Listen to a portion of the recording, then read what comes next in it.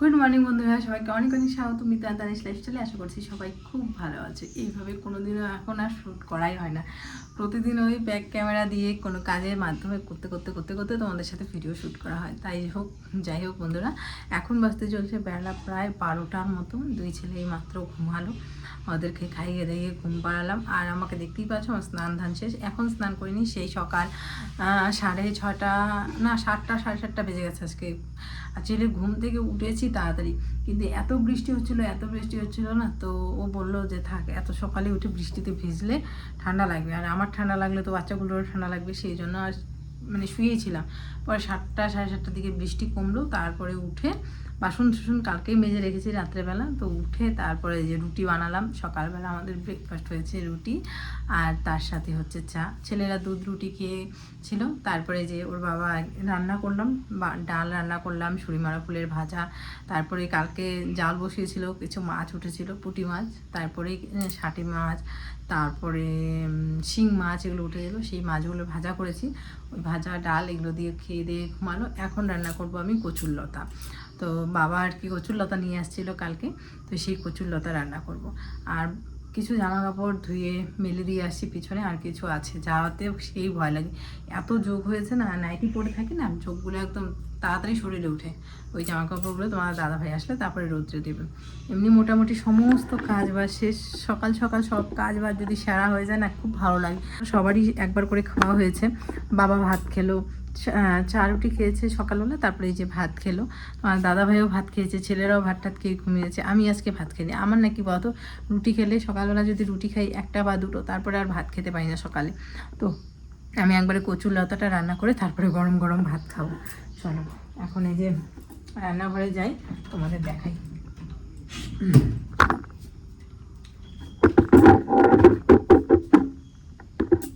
এখন নিশ্চিন্ত মনে তোমাদের সাথে রান্নাটাও শেয়ার করবো, আর রান্নাও করতে পারবো, কারণ বাচ্চাগুলো ঘুমিয়েছে না, আর না হলে রান্না করাই যায় না ওদেরকে নিয়ে। এই দেখো কচুর লতা, এই যে কচুর লতাগুলো না, দেখো কাঁঠালের বীজ আছে, এই কাঁঠালের বীজ দিয়ে আজকে কচুর লতা রান্না করবো। অন্য কিচ্ছু দেবো না, না এটার মধ্যে আলু দেবো না কিছু, শুধু কাঁঠালের বীজ দিয়ে কচুর লতা রান্না করবো। এটাই রান্না বাকি আছে, সব রান্না বান্নার সমস্ত কিছু কমপ্লিট। ডাল করেছি, মাছ ভাজা করেছি, তারপরে হচ্ছে ছুরিমালা ফুলের ভাজা। এখন এটা করলেই ব্যাস শেষ। এদিকে কচুরলতিগুলো ভালো করে সিদ্ধ করে নিলাম। আসলে এখন বর্ষার দিন, তো বৃষ্টির দিন কচুরলতিগুলো সিদ্ধ না করলে তাহলে না গলা চুলকানোর আর কি ভয় থাকে। তার সাথে দিয়েছি কাঁঠালের বীজ। মানে আজকে সত্যি বলছি, যেহেতু ভয়েসটা পরে দিচ্ছি, এত টেস্টি হয়েছিল কচুরলতি, কী বলবো। বিয়ের পরপর যখন প্রথম কচুরলতি রান্না করেছিলাম, জানো একদম গলিয়ে ফেলেছিলাম, এমন সিদ্ধ করেছিলাম একদম কচুরলতি গলে শেষ হয়ে গেছিলো। আজকে ভয়েস দিতে প্রচুর অসুবিধা হচ্ছে বন্ধুরা। একে তো কাজের চাপ, তার মধ্যে মিথিল খুব অত্যাচার করছে কালকে রাত্রে থেকে। কালকে রাত্রে জানো 12টার সময় ঘুমিয়েছি, এত দুষ্টু হয়েছে, মানে কি করব, পাগল করে দিচ্ছে আমাকে পুরো। সত্যি আমি কোন দিন যে পাগলা গারদে ভর্তি হব মানে বলার মতো না, এত দুষ্টামি করে। এই দেখো ভয়েস দিচ্ছি, একটু শান্তি মতো ভয়েস, দূরের কথা একটা কাজ করতে দেয় না। বাথরুমে গেলে আমার সাথে সাথে বাথরুমে যায়, জানো দুঃখের কথা তোমাদের সাথে আমি কি শেয়ার করব। তো যাই হোক, এদিকে যে ওদেরকে ঘুম ঠুম পাড়িয়ে এদিকে করছি রান্না। তো রান্না বলতে সকালবেলা রান্না বান্না করেছি, ওদের খাইয়ে দিয়ে ঘুম পাড়িয়েছি। এখন এই যে কচুর লতিটা করব, আর এই যে কচুর বড়া করব। এদিকে মামি শাশুড়ি দেখো কি কি পাঠিয়েছে আমি তোমাদের সাথে শেয়ার করব। দুটো চাল কুমড়ো পাঠিয়েছিল, আতপ চাল পাঠিয়েছিল। আসলে আমাকে বলেছিল আসার সময় আতপ চাল নিয়ে আসতে। এর আগে যখন মামি শাশুড়িদের বাড়িতে গেলাম, আসলে আমি ভুলে গেছি। আসলে আমরা বড়া বেশি খাই, তো মামি শাশুড়ি বলেছিল নিয়ে যাওয়ার জন্য। আর মাঝে মাঝে না দুই ছেলেকে আমি মার ভাত করে দিই, আতপ চালের ডাল, ওটার মধ্যে দিই কিছু আলু দিই, বেগুন দিই একদম মার ভাত, শুধু হলুদ ছাড়া আর কি। মার ভাত রান্না করে, হলুদ দিলে তো খিচুড়ি হয়ে যায়, হলুদ দিই না। মার ভাত রান্না করে দিই, বেশ পছন্দ করে আর কি, হঠাৎ কোনো দিন আর কি। তো ওরকম আর কি জন্য মামি বলেছিল নিয়ে যেতে, তো আর আনাই হয়নি, ভুলে গেছিলাম। তো আজকে ওই যে তানিশ গেছিলো আর কি মামা বাড়িতে, তো দিয়ে দিয়েছে। এই দেখো নিয়ে আসলো এই মাত্রই, যে আতপ চাল নিয়ে আসলো, 2টা চাল কুমড়া নিয়ে আসছে, আর পান নিয়ে আসছিলো। তো এদিকে তোমাদের সাথে একটা জিনিস শেয়ার করি। মিতাংশ আর মিথিলের দাদু বাড়ি থেকে একটা জিনিস দিতে চাচ্ছে, অনেক বড় উপহার, কিন্তু আমি এই মুহূর্তে নিতে চাচ্ছি না।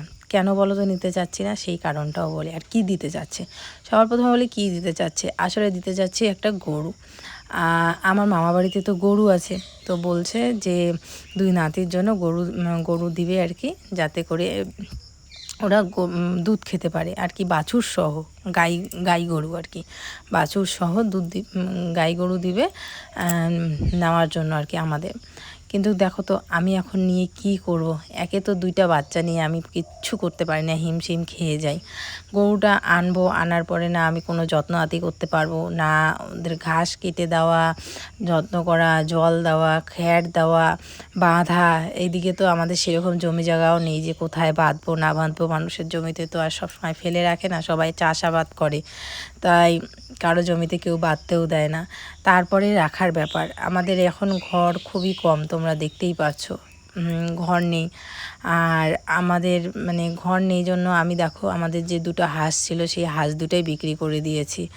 তো কি বলবো, আর হাঁস 2টো আমার ছেলের খুব প্রিয় ছিল, কারণ ও ঘুম থেকে উঠে প্রতিদিন আমাকে বলতো, মা হাঁস ডিম পেড়েছে? আমি বলতাম হ্যাঁ পেড়েছে বাবা। ও খাঁচা থেকে ডিমগুলো বের করতো, দেখবে ভিডিওতে আছে, খাঁচা থেকে ডিম বের করতো। তো অনেক শখেরও আমার হাঁস 2টো ছিল, কিন্তু দুঃখের সহিত আমি বিক্রি করেছি। মনে অনেক কষ্ট লেগেছিল যে রাখার জায়গা নেই, মানুষের মানে ঘরে রাখি, তো হাঁস থাকলে তো পটি করেই, তো যার কারণে অনেক কথা শুনতে হয়েছে যে হাঁস পটি করে, হাঁস পোষে, হ্যান ত্যান নানান কথা। তো যার কারণে মনের দুঃখে আমি কিন্তু হাঁস 2টোকে বিক্রি করে দিয়েছি।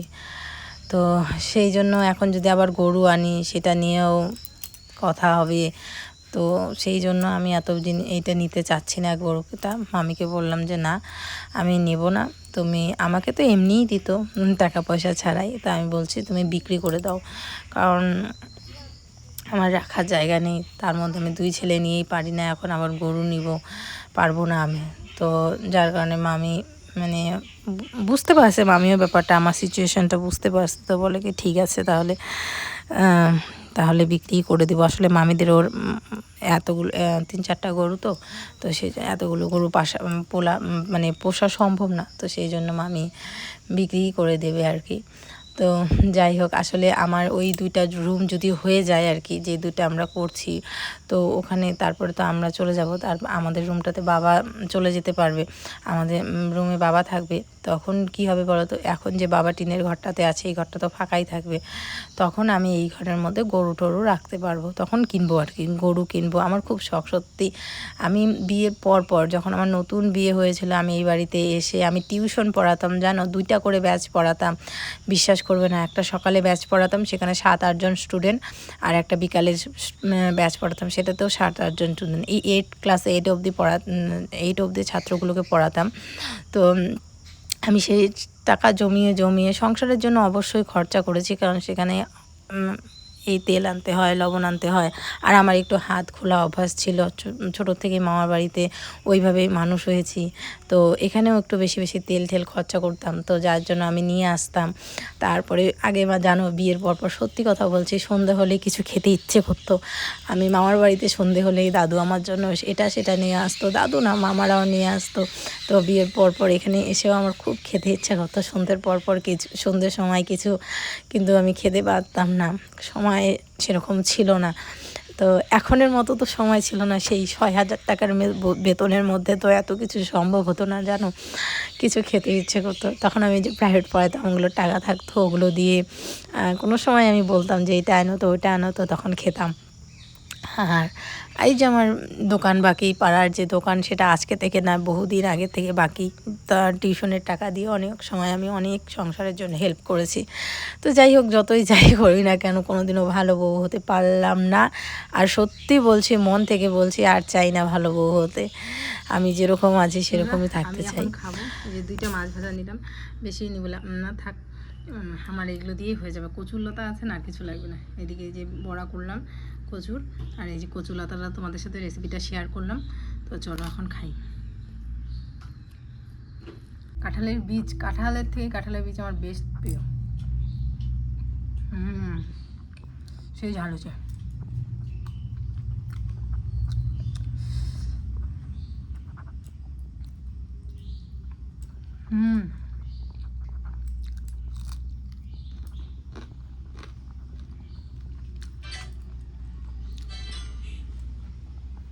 দোলার মাছ।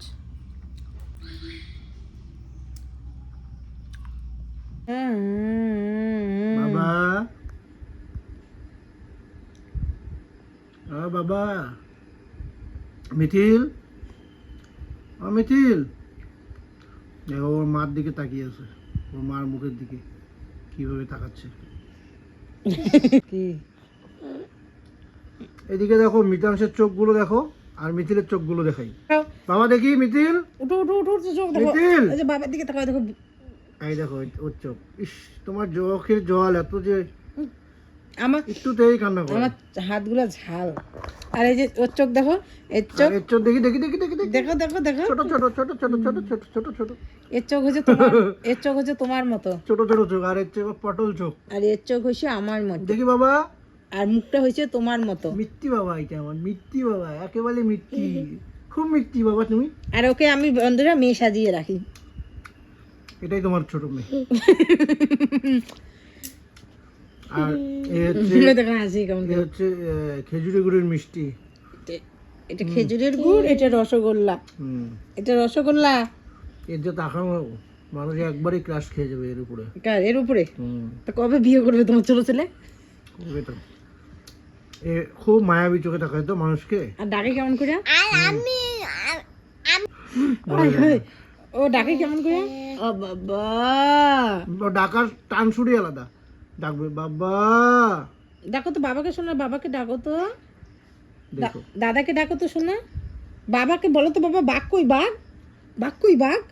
বাবাকে বলো তো, বাঘ আনবে। বলো তো বাবা, বলো বাবা, বলো বলো বাবা ডাকো তো শোনা, ভালো করে ডাকো বাবা।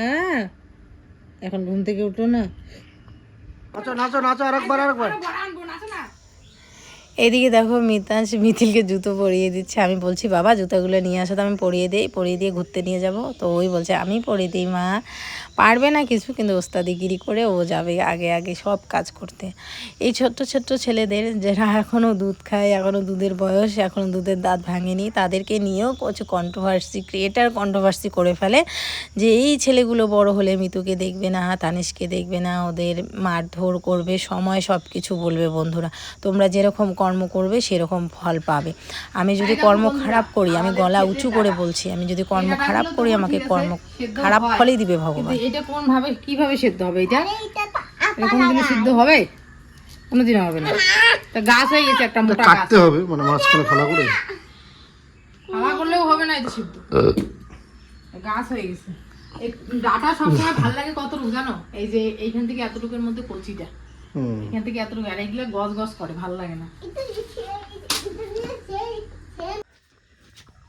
এই মাত্র ছেলেদের নিয়ে আমি ঘুরে আসলাম, এখন আবার বাবা গেছে। আসলে ওদেরকে আমি একবার ঘুরাই, একবার ওর বাবা মানে শ্বশুর বাবা ঘুরাই আর কি। তো ওরা ঘুরতে গেল, ওইদিকে গেছে। আর আমি এখন যাব জামা কাপড় আনতে। চলো জামা কাপড়গুলো আগে আনি, এনে তারপরে কলে পরে বাসন আছে, সেই বাসনগুলো মাজবো। ওই যে দুপুরে খাওয়া দাওয়া হয়েছে, তারপরে আর বাসন মাজা হয়নি। তারপর ছেলেদের জন্য রান্না করব। প্রতিদিন দুধ ভাত খেতে খেতে মাঝে মাঝে খেতেও চায় না, তো আজকে ওদের জন্য আতপ চালের মার ভাত রান্না করব, সাথে আলু সেদ্ধ, ডিম সেদ্ধ, একটুখানি মিষ্টি কুমড়া সেদ্ধ দিয়ে ওদের জন্য রান্না করব, ওটাই খাওয়াবো।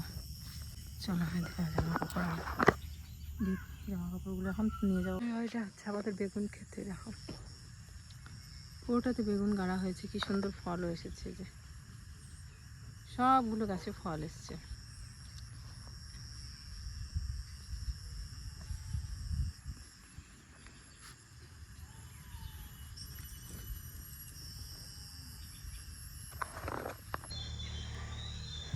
একটা কথাই বলবো, ভালোবাসা দুদিক থেকেই থাকতে হয়। শুধু তুমিই ভালোবেসে যাবে, তুমিই করে যাবে, তুমিই সব কিছু করবে, তা হয় না। দুদিক থেকেই থাকতে হয়, ভালোবাসা, সম্মান, সমস্ত কিছু, তাহলেই সেটা টিকে থাকে। আর যদি শুধু এক পক্ষের থেকেই থাকে তাহলে সেটা কোনো দিনও টেকে না। যতই কন্ট্রোভার্সিরা গলা চিৎকার করে বলুক না কেন, সত্যিটা সত্যিই হবে, মিথ্যাটা মিথ্যাই হবে। আসলে নেগেটিভ কমেন্ট দেখে তো, তাই সেটা নিয়েই ভিডিও করে, বলতে বাধ্য হচ্ছি। কারণ কিছু কিছু কথা ওরা এমনভাবে বলে না, মনে হয় আমাদের সাথে খাচ্ছে থাকছে, চোখ দিয়ে সমস্ত কিছু দেখছে, তা তো না, তাই না? আরেকটা কথাও বলি, এক হাতে কোনোদিনও তালি বাজে না। আমি মানলাম আমি খারাপ, আমার রাগ বেশি, হ্যাঁ আমি স্বীকার করি আমার চট করে রাগ ওঠে, কারণ আমি মিথ্যা জিনিস সহ্য করতে পারি না, আমার চট করে রাগ ওঠে। যেটা সত্যি সেটা বলো, ঠিক আছে, গুড, কিন্তু যেটা মিথ্যা সেটা আমাকে বললে আমার প্রচণ্ড রাগ উঠে যায়। কারণ সারাদিন আমি যেরকম ধকলের কষ্টের মধ্যে দিয়ে যাই না, সেটা কেউ যায় না। শুধু সবাই বলে তোমার 2টা বাচ্চা আছে, তাই জন্য 2টা বাচ্চা আছে। আর কিছু একজন তো কমেন্ট করেছে, একজনের ভিডিওতে দেখলাম, সেই কমেন্টের কোনো রিপ্লাই আসে নাই, যে 2টা বাচ্চা যদি জন্ম দিয়েছে ওর শাশুড়ি কি বলেছে জন্ম দিতে? না, কেউ কারো বাচ্চা জন্ম দেওয়ার সময় শ্বশুর শাশুড়ি পারমিশন নেয় না যে আমি আমার বাচ্চা জন্ম দিব, পারমিশন দিয়েছো কি না, তোমরা কি পারমিশন নিয়েছো তোমার বাচ্চা জন্ম দেওয়ার সময় শ্বশুর শাশুড়ির কাছ থেকে? কেউ কোনোদিনও পারমিশন নেয় না, নিজের বাচ্চা নিজেই জন্ম দেয়, আর পালনও সে নিজেই করতে পারে। আমি বলি নেই যে আমার শ্বশুর শাশুড়ি আমার বাচ্চাকে পালন করে দেখ, ঠিক আছে? হ্যাঁ বাবা, থু দাও, থু। তো প্রিয় বন্ধুরা, আজকে আর আজকেও লোভ সামলাতে পারছি না, তার জন্য কিন্তু আমি ওই সুবাদে নতুন জাল নিয়ে আসছি। তো চলো, জলও বাড়ছে, তোমাদেরকে তো দেখালামই, নতুন জাল পাতবো। কালকেরটা যেহেতু খারাপ ছিল, আজকে আরও বেশি এক্সাইটেড। আকাশ তো দেখতেই পাচ্ছ কী অবস্থা, বৃষ্টি তো হবেই, তার জন্য জাল নিয়ে চলে আসলাম। তো এই যে দেখতেই পাচ্ছ পিছনে কতটা জল, আর আজকেও যাবো কিন্তু আমি কালকে যে জায়গায় বসিয়েছি ওইখানেই বসাবো। জল যেহেতু বেড়েছে, এদিকে কিন্তু অলরেডি 2টা জাল বসিয়েছে পাশের বাড়ি, আর আমি যাবো ঠিক একদম মধ্য জলে। তো চলো দেখতে থাকো।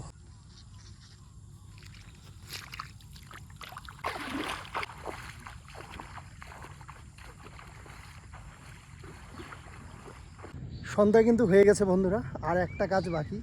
এই খুঁটিটাকে এই মাথায় যেহেতু ছোট হয়ে যাচ্ছে, কারণ জল বাড়তে পারে। আজকেও আবহাওয়া দপ্তর থেকে যেটা মেসেজ আসছে সেটা হচ্ছে যে প্রচুর পরিমাণে বৃষ্টি হবে, তার জন্য ওইটা একটু ছোটো হয়ে যাচ্ছে। এই খুঁটিটা গেড়ে নিই, আর ওখানে আমার 1 বুক জল। চলো তোমাদের সাথে একটুখানি রিক্স নিয়ে তোমাদেরকেও শেয়ার করি আমি কতটা জলে নামছি, কারণ স্ট্যান্ডটা নিয়েছি, নাহলে ভালো করে দেখাতে পারতাম তোমাদেরকে। দেখো কতটা জল, বুঝতে পারছো? এই যে চলো, মোবাইলটা একটু পকেটে রাখি এখন রেখে, আর আমার জালটা পুরো ওই মাথায় আছে।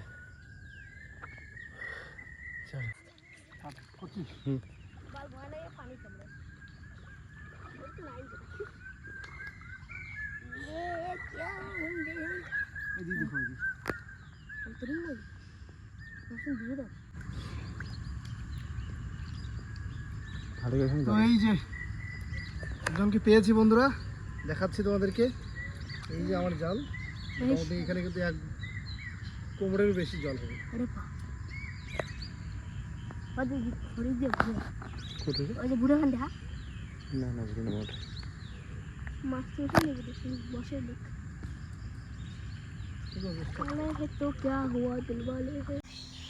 সন্ধে বাজতে চলছে, এখন 6টা। এখন 1 কাপ চা খাবো আমি আর বাবা, মানে বাবাকে চা দিব, বাবা আমার সাথে সাথে চা খায় আর কি সন্ধ্যের সময়।